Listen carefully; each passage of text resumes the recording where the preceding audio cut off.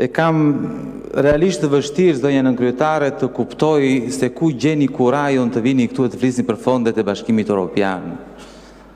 Fondet e IPARD-it, 130 milion euro, zonja kryetare, ju i ndatë me miqtuaj, me kryetarët e bashkive, me familjarët e deputetëve, të ministrave. Bashkimi Evropian i ndaloi ato fonde dhe tha, jo vetëm që nuk japim këto 100 që duhet të merrnit, por duhet na ktheni 30 që keni vjedhur. Dhe nuk e kuptoj si vini këtu e thoni do shtojmë fonde. Ne fondet i kishim, zonja kryetare. Ishin këtu. I kishte qeveria, thjesht do t'i shpërndante, ti merte nga llogaria bankare e qeverisë dhe t'ja jepte qytetarëve fermerëve. Këtë s'bët dot ju dhe ju flisni për plane. Ku nuk bëni një gjë kaq elementare, zonja nënkryetare. Si do i bëni gjërat e vështira? Këtë nuk e kuptoj. Si mund të vini të talleni këtu? Por nejse, kjo është një histori e vjetër, fatkeqësisht, po duhet ja kujtojmë qytetarëve shqiptar. Sot në fakt duhet të sjell në vëmendjen tuaj një problem tjetër shumë të madh. Nuk ka ditë që nuk ndodh një konflikt për pronat në këtë vendin ton të varfër, të vogël, nga i cili gjithu antikin. Çdo ditë ka një konflikt për pronat. Ja ku e keni sot pamjet e qytetarëve shqiptar që protestojnë për pronat e tyre, përleshen me policinë, sepse policia me urdhrin tuaj shkon atje për të mbrojtur oligarkët, për të mbrojtur miqtë tuaj. Ja ku i keni. Ja ku janë pamjet, edhe sot shfaqja e përditshme, sepse ju nuk e pranoni dhe nuk e imagjinoni dot se si mundet të zbatohet ligji dhe prona të shkojë tek pronarët legjitim dhe jo në xhepat tuaja dhe jo në pronësinë tuaj. Sepse ne këtu flasim për shumë gjëra, por nuk flasim për radhët e qytetarëve. Dhe ne nuk do lodhemi pa përmendur çdo herë që marrim fjalën pa drejtësinë më të madhe që i keni bërë këtij populli. Dëgjoni vetë me veshët tuaj, se po nuk e tham, po nuk e sollëm këtu. Me letra e me venim me gjykatash dhe me të tona. Bashkim ulaj. Na ka kërkuar 3 herë me radhë do kot me ta për punë pazarit. Na më mirë me shku mu me të në bunë, me çmimin si na ka vonaj. Kjo rrugë që kalon këtu, është e fshatarëve? Dhe në fundit Bashkimi Ulës thotë, ja, sillem në rrugë tjetër, nuk ka problem. Kaq mundësi kena ne. Do ketë përplasje fizike. Ka mundësi se një liri a fitu në asnjë shtet botë pa gjak. Edhe këto liria e jon është prona. Ai vetë ka ardhur kot me këtë fat Roma, toka është e jona, ai s'ka punë tonë. Ç'a don? Janë në tokën e tyre, janë në pronën e tyre që ju po i vidhni. Tani konfliktet mbi pronën janë të përditshme. Unë nuk di të them kush ka të drejtë në këtë rast, si në shumë raste të tjera, por unë di të them aman me kë jeni ju. Interesin e kujt mbroni ju. Dhe interesin e kujt mbroni ju e keni treguar e tregoni përdit në këtë parlament, duke marrë vendime gjithmonë në favor të fortëve, në favor të atyre që kanë pushtetin, në favor të atyre me cilët ju ndani pronat. Dolën përgjime të Belinda Ballukut, ku pikërisht për këto oligark e thot shprehimisht, për rrugën Fuman Kashare kanë fjalën, 1.3 miliardë euro, dhe thot Belinda Balluku, po i bëjmë nderin e jetës. Ju midis interesit të qytetarëve, që të argjonin sa më pak për të ndërtuar rrugën, ju zgjodhët t'i bënit nderin e jetës një oligarku. Tani duke lexuar to përgjime, çfarë duhet të mendoja i qytetari thjesht atje? Me kë jeni ju? Me kë mund të jeni ju në përplasjen për pronën midis qytetarëve dhe oligarkut? Pasi vetë e keni pranuar që keni bërë nderin e jetës një oligarku. Ju jeni gjithmonë me abuzuesit, sepse abuzoni bashk. Ju nuk i bëni nder në fakt askujt. Nuk e beson njeri Tauland që kjo qeveri dhe Belinda Balluku u ngrit një mëngjes dhe tha priti bëj një nder unë këtij zotris, sepse jam sot dua të bëj një nder dhe zgjedh t'i bëj nder atij. Po jo, nuk është kështu. E vërteta është që ju jeni ortak. Ju nuk i bëni asnjë nder atij. Ju me atë ndani parat, sepse një pjesë e merrni prap. Dhe nderi në fakti, vetëmi nder që i bëni ati, është që kur zgjidhni dikë me cilit ndani parat, zgjodhet pikërisht atë. Ai është nderi që i bëni, sepse zgjodhet atë, mund të zgjidhni dikë tjetër, po ju zgjodhet atë. Dhe ky është nderi që i bëni, sepse zgjidhni atë si ortak, se ati nuk i bëni ndonjë nder të madh, jo. Ju nderin ja bëni vetes tuaj. Dhe pse e bëni, ose pse keni mundësi ta bëni? Sepse keni kapur drejtësinë deri dje e kishit drejtësinë totalisht në kontroll. Ndërkohë që ne flasim këtu, është mbledhur gjykata kushtetuese dhe për herë të dytë ka njoftuar që do marrë një vendim. Gjykata kushtetuese për herë të dytë tha do marrë vendimin në lidhje me pezullimin e Belinda Ballukut, që do të thotë një zyrtare lartë, zyrtarja e dytë me lartë në qeverinë e Shqipërisë, mund të qëndrojë në detyrë ndërkohë që Spaku e akuzon sepse ka vjedhur dhe ka abuzuar me fondet e qytetarëve shqiptar. Kjo është pyetje e madhe.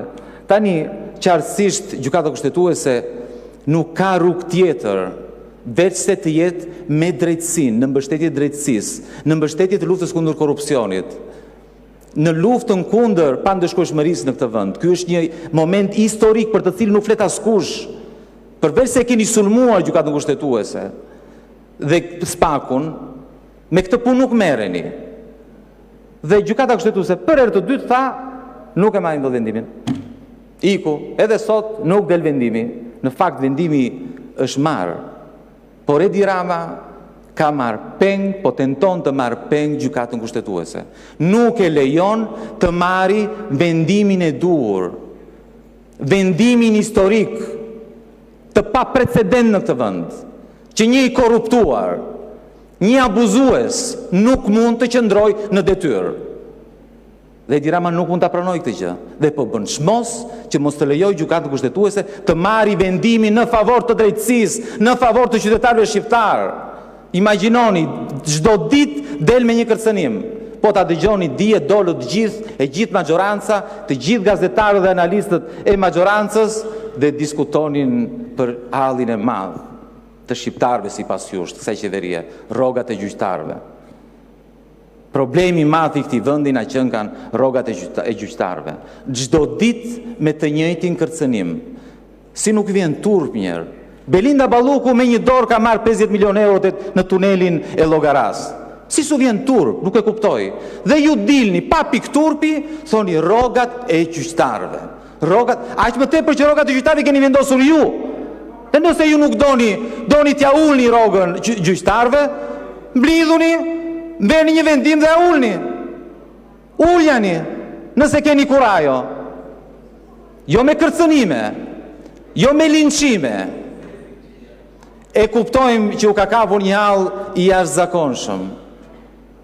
Sepse politika në Shqipëri nuk ka parë ndonjëherë drejtësi. Për juve ishte pa imagjinueshme që kryetari juaj i Bashkisë Tiranës të merrej zvarr nga zyra dhe të çojë në qelinë e Burgut. Për juve ishte pa imagjinueshme. Për ju ishte pa imagjinueshme që Spaku të vinë në parlament të dërgojë një shkresë dhe të vi këtu e të thotë duam të arrestojmë zëvendës kryeministrin. Për ju ishte pa imagjinueshme dhe ju duhet ta ndaloni me çdo kusht këtë gjë. Por duhet të dini që njerëzit ju duan para drejtësisë. Njerëzit duan që ju mos të vazhdoni t'i vidhni. Njerëzit janë me drejtësinë, janë me Spakun dhe ju nuk keni çfarë të bëni. Faleminderit.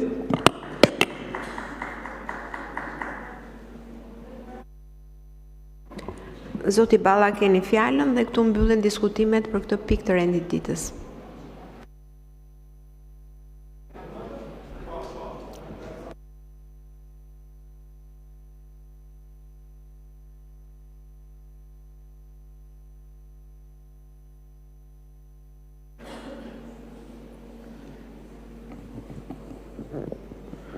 Si the për Erion Veliajn?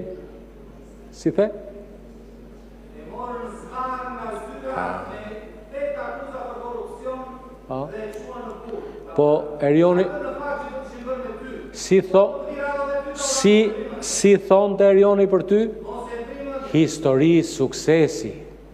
Goni, na erdhi Goni, na ka hapur, ka ardhur këtu për të na sjell modelin nuk po shpik, po i referohem lajme publike të një vizite që Ministri për Mirëqenien Sociale ka bërë në biznesin e një sipërmarrësi që kishte ardhur edhe po investonte dhe Ministria po e mbështeste.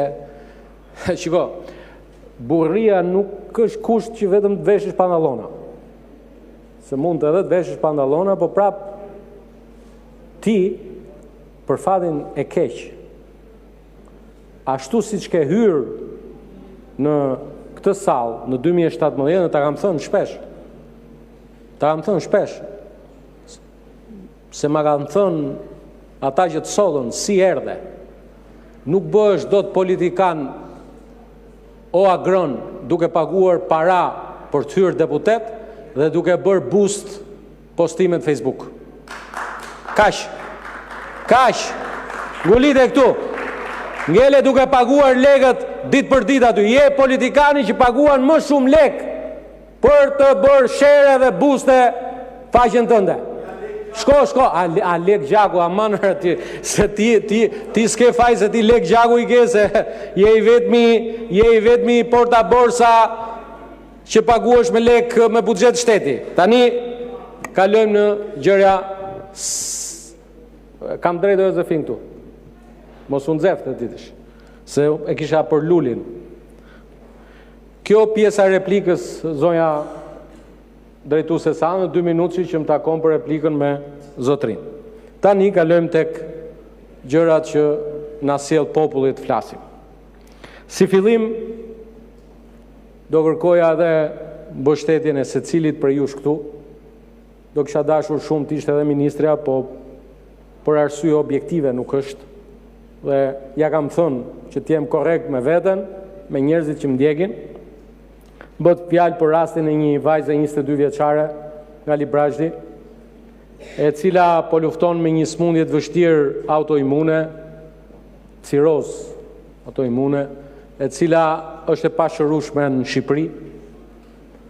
Duhet i pranojmë, nuk i kemi të gjitha kapacitetet që ta bëjmë një gjë të tillë, dhe e di fare mirë që në këto raste nuk mjafton thjesht vetëm mbështetja e shtetit, sepse do ta bëjnë gjë të tillë me statusin që ka deputetit, ja kërkoj qeverisë që të mundohemi të kontribojmë edhe t'ju bëj një thirrje të gjithëve që nëse keni mundësi ta japim gjithë një dorë mbështetje, siç ndodh shpesh te populli shqiptar ta mbarojë autoritant, lutem, po një herë të vetëm, po pa dakord, më thanë që nuk bëhet kjo autoritant, po të lutem, aman, dakord, nuk bëhet, ndoshta i ke pas bërë ti kur ke qenë ashtu, po nuk bëhet.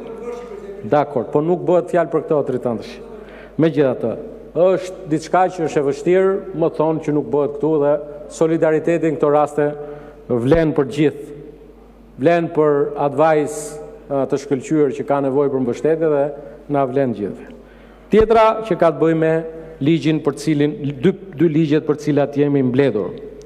Nuk janë thjesht ndërhyrje teknike legislative, por bëhet qartësisht fjalë për një ndërhyrje tjetër në vazhdën e disa ndërhyrjeve që kanë të bëjnë me forcimin e kontrollit ndaj drogave, lëndëve psikotrope, por mbi gjitha të zinxhir kriminal që qëndron pas tyre.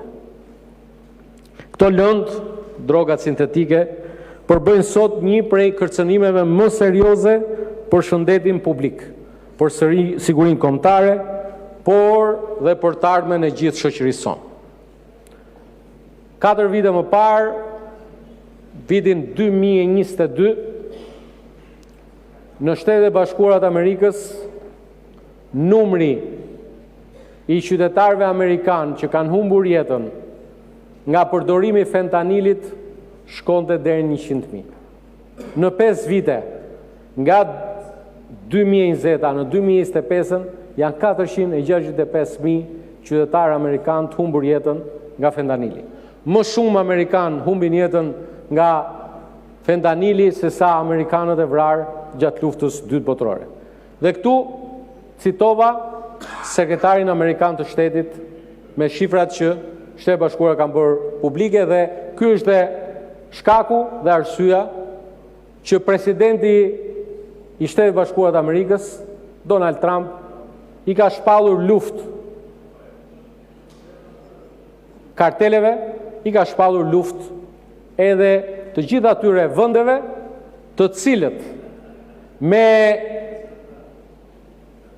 vëmendje apo pa vëmendjen e tyre furnizojnë prodhuesit e këtyre drogave, me lëndën e parë, me lëndët psikotrope, që të na kuptojnë dhe qytetarët për çfarë janë mbledhur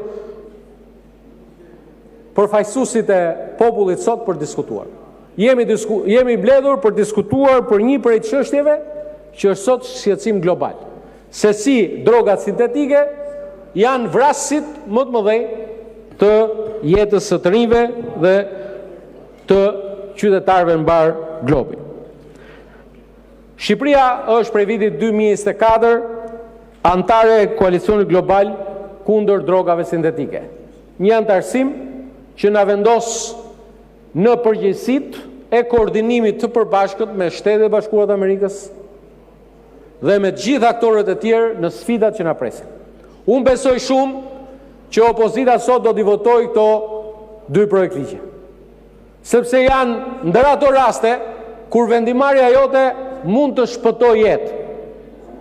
Ku ndalimi i përdorimit të këtyre apo i qarkullimit të tyre apo hyrjes në Republikën e Shqipërisë të këtyre lëndëve, sikurse jo vetëm në Shqipëri, po mbar Europën, Amerikën e Veriut, është e njëjta qasje.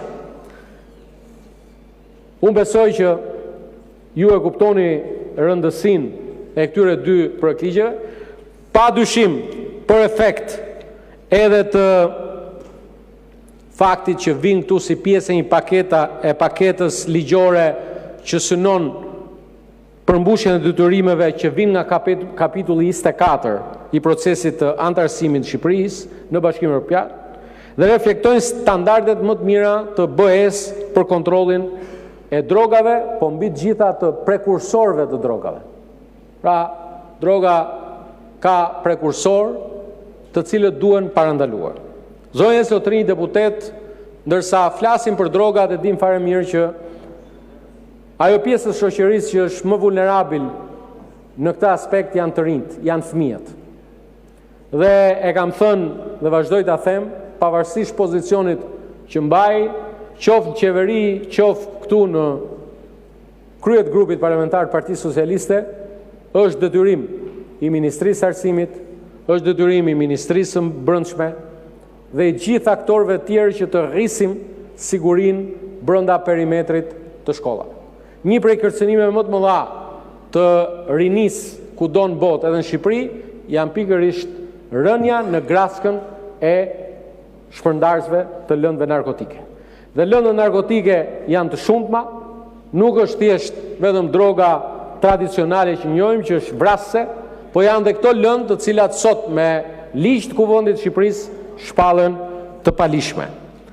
E në këtë aspekt, në kuadër të kësaj sigurisë në shkolla, unë bëj pjesë ndër ata që mendojnë një lloj si presidenti francez Macron apo së fundmi dhe kryeministri spanjoll Sanchez, se një prej rreziqeve më të mëdha që përballet sot rinia janë dhe rrjetet sociale. Personalisht do ta votoja me shumë kënaqësi një vendim që duhet marrë në konsultim të gjerë, por sipas asaj që po bëhet tani më një trend në vendet që marrin përgjegjësi dhe Shqipëria ka dëshmuar se merr përgjegjësi, është ndalimi i rrjeteve sociale për fëmijët nën 16 vjeç.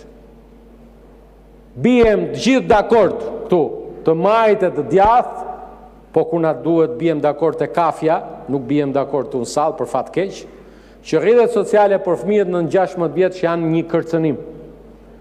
Sepse edhe këto lëndët narkotike dhe droga shpërndahet përmes rrjeteve sociale. Krijohen ato networket dhe fëmijët bien në grackën e shpërndarësve të lëndëve narkotike. unë mendoj që asgjë nuk kanë për të humbur fëmijët të rinj nën 16 vjeç në Shqipëri, nëse ne i krijojmë një mburoj të aksesit në gjithë atë vulgaritet, gjithë atë kriminalitet që u shfaqet në çdo moment para syve, ndërsa sa po hyn në një rrjet social. Dhe qeveria shqiptare i ka bërë disa hapa të konsoliduar në këtë aspekt, i ka kërkuar kompanive që i ofrojnë këto rrjete sociale, jo vetëm Meta apo TikTokut, por dhe çdo lloj forme tjetër që të rrisin monitorimin në gjuhën shqipe, në mënyrë që nëse nuk i pengojmë dot me ligj, siç po e bën Spanja, siç po e bën Franca, siç e bëri Australia, të paktën të kemi instrumentet të duhur për t'i mbrojtur të rinjt, fëmijët nga ky kërcënim. Faleminderit shumë.